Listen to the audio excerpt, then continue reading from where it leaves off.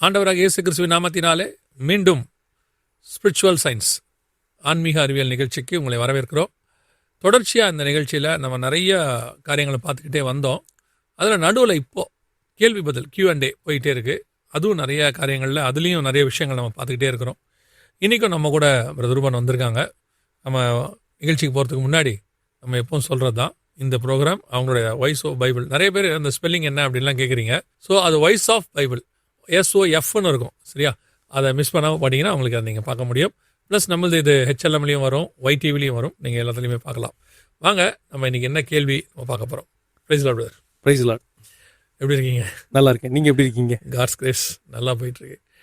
தொடர்ச்சியாக இந்த ப்ரோக்ராம்ஸ் அந்த கமெண்ட்ஸ் எல்லாம் பார்க்கும்போது நிறைய பிரயோஜனமாக இருக்குது அப்படின்னு சொல்லி நிறைய பேர் எழுதுகிறாங்க. இதில் ஒரு அப்டேட்டாக இந்த ப்ரோக்ராம் வழியாகவே நான் சொல்லலான்னு பார்க்குறேன். ஒரு ஊழியத்துக்காக கர்நாடகாவுக்கு போயிருந்தோம். அங்கே நிறைய வாலிபர்கள் கூட்டம், நிறைய வாலிபர்கள் ஆல்மோஸ்ட் ஒரு 200 பேருக்கு மேலே வந்திருந்தாங்க. ஸோ அவங்க எல்லாருமே இந்த சயின்ஸ் அண்ட் சயின்ஸ் பேஸில் கொஸ்டின் கேட்டாங்க. நம்ம தமிழில் எடுக்கிறோம், தெலுங்குலேயும் இருக்குது, ஆனால் கன்னடத்தில் இல்லை. எனக்கு அப்போ தோணுச்சு, இதை கன்னடத்தில் பண்ணலாமா அப்படின்னு சொல்லி ஒரு ஆவியானோட லீடிங் மாதிரி இருந்தது. அப்போ அங்கே இருக்க தம்பிங்கிட்ட பேசும்போது அவங்களும் உடனே ஓகே சொல்லி பண்ணலாம் அப்படின்னு முடிவு பண்ணாங்க. ஸோ இந்த ப்ரோக்ராம் கன்னடத்துலேயும் வருகிறது. அதாவது நம்மளுடைய ஃபஸ்ட்டு எபிசோட் ஒரு 52 இருக்குது இல்லைங்களா, சயின்ஸ் அண்ட் சயின்ஸ், அதுவும் வருது. பிரதருக்கே நான் இப்போ தான் சொல்கிறேன். அதனால் அந்த ப்ரோக்ராம் பண்ணலான்னு இருக்கிறோம் பிரதர். அதுக்காக ஜோம் பண்ணிக்கொள்ளுங்க. Thank you so much. All glory to Jesus. South Indian லாங்குவேஜில் இது 3வது லாங்குவேஜில் வருது நம்ம ப்ரோக்ராம். ஆமாம், காட்ஸ் கிரேஸில் ஐ திங்க் அந்த 52 எபிசோட்ஸுமே தெலுங்குல நல்லா ரீச் ஆச்சு. அதில் நிறையா நான் அந்த கமெண்ட்ஸ்லாம் பார்த்துருக்கேன். நிறைய பேர் அதை லைக் பண்ணி பார்த்துருக்கதை நான் பார்த்தேன். இப்போ கன்னடத்துலேயும் ஏற்கனவே நம்ம ப்ரோக்ராம் போயிட்டுருக்கு. கதிரிஸ்தமான இதுவும் நல்லா ரீச் ஆகும். நமக்கு ஒரே ஒரு நோக்கம் தான் பிரதர், பிரயோஜனப்படணும் ஜனங்க கர்த்தருக்குள்ளே. நம்மளால் முடிஞ்ச ஒரு கூழாங்கல்ல அடிக்கிறோம், அதை எடுத்து கர்த்தர் யூஸ் பண்ணுறது அவர் கையில் தான் இருக்குது, நம்ம கையில் ஒன்றும் இல்லை. இன்றைக்கி நம்ம என்ன பிரதர் பார்க்குறோம்? All glory to Jesus. Thank you so much for your invitation. இன்றைக்கி வந்து நீங்கள் ஒரு லிங்க் அனுப்பிச்சிருந்தீங்க ஒரு 10 நாளைக்கு முன்னாடி, ஞாபகம் இருக்குன்னு நினைக்கிறேன். அது என்ன அப்படின்னா, ஒரு நேச்சருங்கிற மேகசின் ஒன்று இருக்குது, ஜேர்னல் ஒன்று இருக்குது. நேச்சருங்கிறது one of the most prestigious journal. சயின்ஸில் பார்த்தீங்கன்னா 1850களிலிருந்து அந்த ஜேர்னல் இருக்கு. அந்த இண்டஸ் 175 வருஷமா இருக்கு. ஆமாம், ஓகே. ஸோ அந்த ஜேர்னலில் வந்து ஒரு பப்ளிகேஷன்ஸ் ஒன்று போட்டிருந்தாங்க. அது ஹெட்டிங் என்னன்னு பார்த்தீங்கன்னா, scientist resurrect 3.2 billion old enzyme to reveal how life began on earth. ஆமாம், உங்களுக்கு ஒரு லிங்க் அனுப்பிச்சுட்டு. கரெக்ட். ஸோ அது ரொம்ப ரிலவெண்ட்டாக இருக்குது அப்படிங்கிற மாதிரி எனக்கு தோணுச்சு. இதை வந்து நிறைய வெப்சைட்ஸ், ஆல்மோஸ்ட் MITயோட வெப்சைட்டில் வந்துருந்து, மாசச்சூட்ஸ் இன்ஸ்டிடியூட் ஆஃப் டெக்னாலஜி, நாசாவோட வெப்சைட்டில் இருந்தது. மோர் தென் 100 வெப்சைட்ஸில் இது வந்து இந்த நியூஸ் வந்தது. ஆல்மோஸ்ட் ஜூலை 7ஆம் தேதி, ஜஸ்ட் ஒரு 2 வாரத்துக்கு முன்னாடி தான் இது எல்லாமே வேர்ல்டு ஃபுல்லாக ப்ரமோட் ஆச்சு. ஸோ இதை வச்சு ஒரு எபிசோட் பண்ணலாமா அப்படிங்கிற மாதிரி ஒரு தாட் வந்தது. அதுதான் நீங்கள் பார்க்க போகிறோம். ரைட். ஆக்சுவலாக நம்ம ஏற்கனவே இந்த செல்ஸ் பற்றி, அந்த டிஷ்யூஸ் பற்றிலாம் நம்ம சிந்தட்டிக் செல்ஸை பற்றி பார்த்தோம். அதுக்கு முன்னாடியே வேற ஒரு கொஸ்டின்ஸ் நம்ம இதே மாதிரி நம்ம போயிருந்தோம். கர்த்தர் நல்லவர். இன்னைக்கு நம்ம வந்துட்டு இந்த என்சைம் பற்றி பார்க்க போகிறோம் இல்லையா? ஆமாம், ஓகே. ஸோ இது எப்படி இவங்க எப்படி இதை எடுத்துகிட்டு போவாங்க, இது எப்படி இவங்க பேசுவாங்க அப்படிங்கிற மாதிரி சொல்லப்போனால், நம்மளுக்கு வந்து உலகத்தில் இருக்கிற எல்லா மனிதர்களுமே ஏதோ ஒரு மத நம்பிக்கையோடு சேர்ந்து தான் இருப்பாங்க. உலகத்தில் இருக்கிற எல்லா சிவிலைசேஷன்லையுமே ஒரு மனுஷன் ஒருத்தர் இருந்தால் ஏதோ ஒரு நம்பிக்கையின் அடிப்படையில் தான் வாழ்க்கை இருக்கும். நீங்கள் ஏற்கனவே சொன்னது எனக்கு ஒரு ஞாபகத்தில் இருக்குது, அது சரியானு சொல்லுங்கள். நாத்திகர்கள் கூட, கடவுள் நம்பிக்கை இல்லாதவங்க கூட கடவுள் இல்லைங்கிறத நம்புறாங்க அப்படிம்பீங்க. ஆமா, அது ஒரு விதமான நம்பிக்கை, அது ஒரு ரிலிஜன். ஓகே. எப்படி தீயிசம்னா தீயிஸ்டிக் அப்படிங்கிறது கடவுளை பத்தி நம்புறவங்களும் தீயிசம், தியாலஜி மீன்ஸ் காட். ஓகே, அந்த வேர்ட்ல இருந்து ஆரிஜினேட் ஆனதா இது எல்லாமே. அது எப்படி இசம்ங்கிறது தான் வந்து நம்பிக்கைன்னு சொல்லுவோம். அதே மாதிரி தான் ஏத்தியிசமும் ஒரு நம்பிக்கை. சொல்லப்போனா அது ஒரு மதம். இன்னைக்கு வரைக்கும் ஏதோ ஒரு நம்பிக்கை இல்லாம ஒரு மனுஷன் வாழவே முடியாது. அது படைப்பே அப்படிதான். ஒன்று காட் அவன் நம்பலாம், இல்லாட்டி நம்பாமல் இருக்கிற ஒரு நம்பிக்கையெல்லாம் அவன் இருக்கலாம். ஏதோ ஒரு நம்பிக்கையின் அடிப்படையில் தான் வாழ்க்கை இருக்குது. ஆமாம், இது இன்னொன்று ஞாபகத்தில் வருது. நீங்கள் சொன்னீங்க நாளைக்கு நான் அவனை பார்க்குறேன்றதே ஒரு நம்பிக்கையின் அடிப்படையில். கரெக்ட். இதில் இப்போ லேட்டஸ்ட்டாக ஒரு லாஸ்ட் ஒரு 100 இயர்ஸில் 20ஆம் நூற்றாண்டில் பார்த்தீங்கன்னா 2-3 மதம் ரொம்ப புதுசாக உருவாகி பிரபலமாக போயிட்டு இருக்கு. ஓகே. அது வந்து பார்த்தீங்கன்னா என்ன பார்க்கும்போது நியூ ஏஜ் ரிலிஜன்ங்கிறது ஒன்று இருக்குது. ஆமாம், நியூ ஏஜ் ரிலிஜன் வந்து ஒரு 20 இயர்ஸ் பேக் நாங்கள் அதை பற்றி பேசியிருக்கிறோம். நியூ இயர் ரிலிஜனை பற்றி சில இடங்களில் பேசியிருக்கோம். அது நல்லா அமோகமாக இப்போ வந்து வளர்ந்துட்டு இருக்க ஒரு மதங்கள் அது ஒன்று. ஓகே. அது உங்களுக்கு எது இதெல்லாம் எந்தெந்த மதத்தில் என்னென்னலாம் இவங்களுக்கு விருப்பமாக இருக்குதோ அது எல்லாத்தையும் சேர்த்துக்குவாங்க. தாவோயிசம், அந்த கன்ஃபியூஷியானிசம் எல்லாத்துலேருந்து அதை எடுத்திருந்தாங்கன்றதை நான் பார்த்தேன். பாரபட்சமே இல்லாமல் எல்லாத்துலேருந்து தான் அவங்களுக்கு தேவையானதை எடுத்துக்குவாங்க. ஓகே, என்னென்ன இருக்கோ எல்லாம் தேவையான, அப்புறம் ஃபிலாசபிக்கல் பாயிண்ட்டை சேர்த்துக்குவாங்க. அழகாக ஒன்லைனர்ஸ் விடுவாங்க. இந்த ப்ரீச் பண்ணுற கூட்டம் வந்து இந்த ஒன்லைனர்ஸ் அழகாக விடுவாங்க. அது என்னதுன்னு புரியாது கேட்குறவனுக்கு. ஓகே, அதுதான் அந்த வேர்ல்டு வியூவே. ஓகே, இது ஒரு விதமான மதம். இன்னொரு மதம் லாஸ்ட் ஒரு 50 to 80 இயர்ஸில் நல்லா ப்ரமோட் ஆகி வந்தது பார்த்தீங்கன்னா சயின்டிஃபிக் ஏத்திசம். ஓகே. ஏத்திசம்ங்கிறது ஜென்ரல், கடவுளை நம்பாத என்பது நார்மலானது. அதில் இருக்க ஒரு சப்டிவிஷன் பார்த்தீங்கன்னா சயின்டிஃபிக் ஏத்திசம். அந்த நம்பிக்கைக்கு அறிவியலை துணையாக எடுத்துக்கொள்வது. கரெக்டா? ஆமாம், நீங்கள் அந்த சயின்ஸ் அண்ட் சயின்ஸ் சொல்லியிருந்தீங்க, அதனால தான் கேட்க. ஆமாம், இதுக்கு பல பேர் இருக்கு. சயின்டிஃபிக் ஏத்திசம் பாங்க, எவல்யூஷனரி மெட்டீரியலிசம் பாங்க, இல்லாட்டி நேச்சுரலிஸ்டிக் ஏத்திசம் பாங்க. இதெல்லாம் ஒன்று தான். அவங்களுக்கு என்னென்ன பிராண்டு பிடிக்குதோ அந்த மாதிரி வேர்ட்ஸ் வச்சு இவங்க பேசுவாங்க. இல்லை நீங்கள் இதை ஏன் நான் ரிலிஜன் நான் சொல்கிறேன் அப்படின்னா, விசுவாசத்துக்கு டெஃபினிஷனாக பைபிளில் இருக்கு. நம்ம எபிரேயர் 11:1 பார்க்குறோம். விசுவாசமானது நம்பப்படுகிறவைகளின் உறுதியும் காணப்படாதவைகளின் நிச்சயமுமா இருக்கிறது. இதுதான் வந்து விசுவாசத்துக்கு டெஃபினிஷன். இதுவும் இவங்க புக்ஸில் கிடையாது, பைபிளில் இருந்தால் நம்ம எடுத்து சொல்கிறோம். வேற எந்த புக்ஸ்லையும் இது கிடையவே இருக்கவும் இல்லை. பிலாசபிக்கல் புக்கில் கூட இவ்வளோ கிளியராக இல்லை. இந்த டெஃபினிஷன் நீங்கள் எடுத்துக்கோங்க. பார்க்காத ஒரு விஷயத்தின் மேல உறுதியான நம்பிக்கைக்கு பேர் தான் விசுவாசம். கடவுளை நம்ம எல்லாருமே பார்த்துட்டு நம்மள வெவ்வேறு எவிடன்ஸ் பேஸ்ல காடனை நம்ப ஆரம்பிக்கிறோம். அவரோட ஒரு உறவுக்கு வரோம். இதுதான் கிறிஸ்தவத்தினுடைய ஃபவுண்டேஷன், ஆர் பிப்ளிக்கல் வேர்ல்ட் வியூவோட ஃபவுண்டேஷன். இந்த டெஃபினேஷன் நீங்க எவல்யூஷனரி ஏத்தியஸ்க்கும் 100% அப்ளை ஆகும்.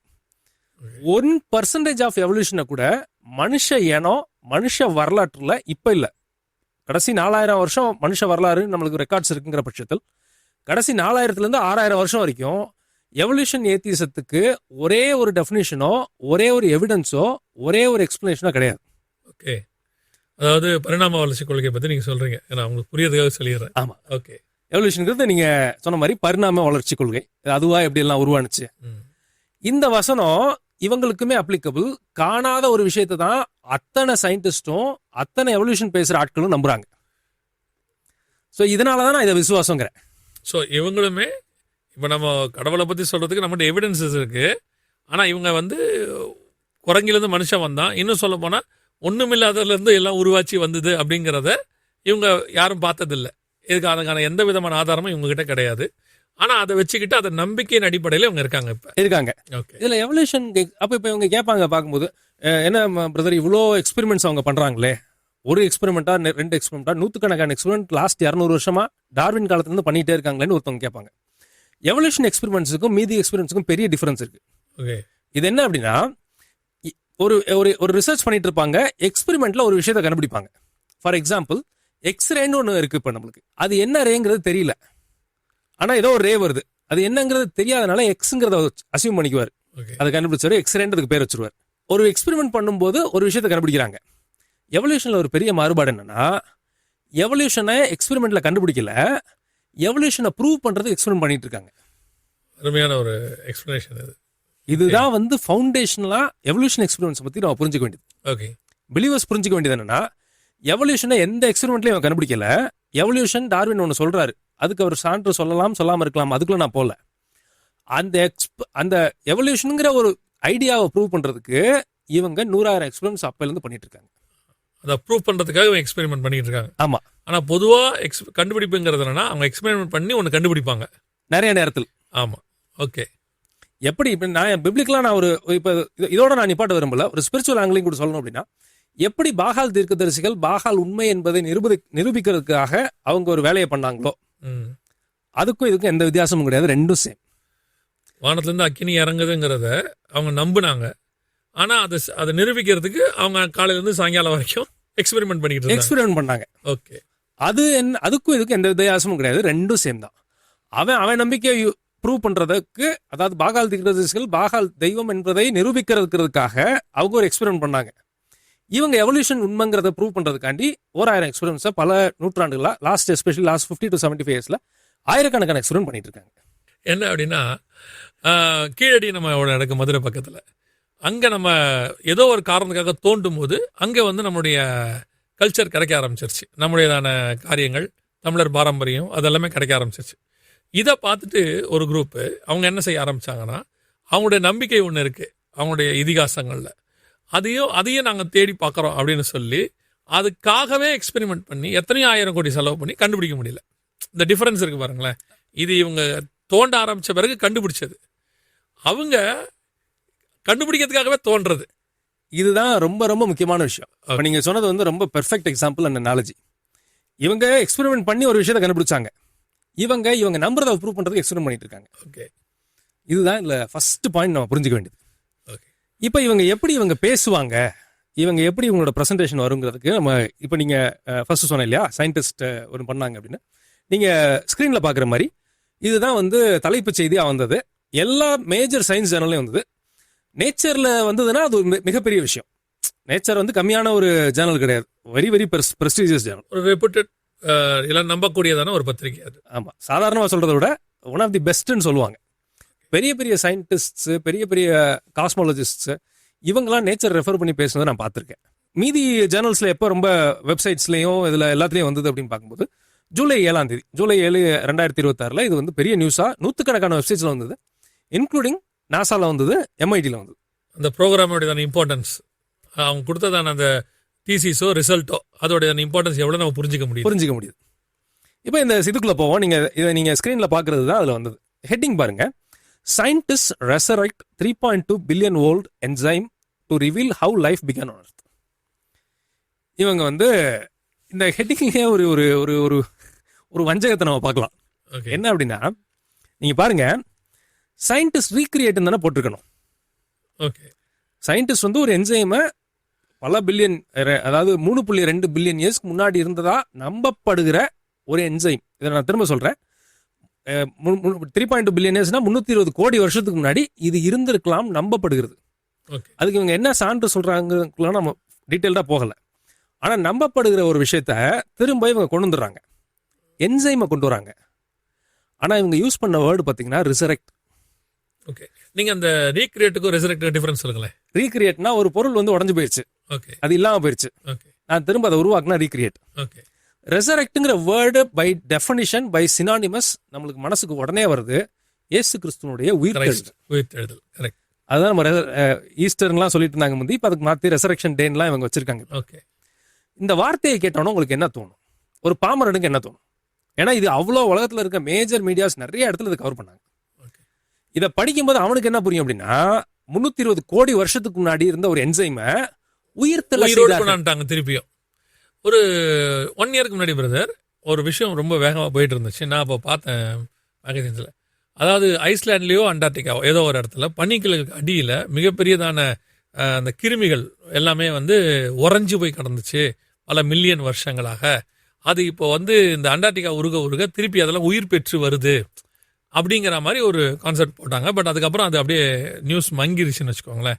அப்போ இப்போ திருப்பி உயிரோடு கூட எழுப்புதல் அப்படிங்கறது வந்து ஏதோ ஒரு விஷயத்த அவங்க வந்து நுழைக்கிற மாதிரி இருக்கு எனக்கு அதை பார்க்கும்போது. அதுதான் அவங்களோட, இதுதான் நம்ம டிசப்ஷன் சொல்றோம்.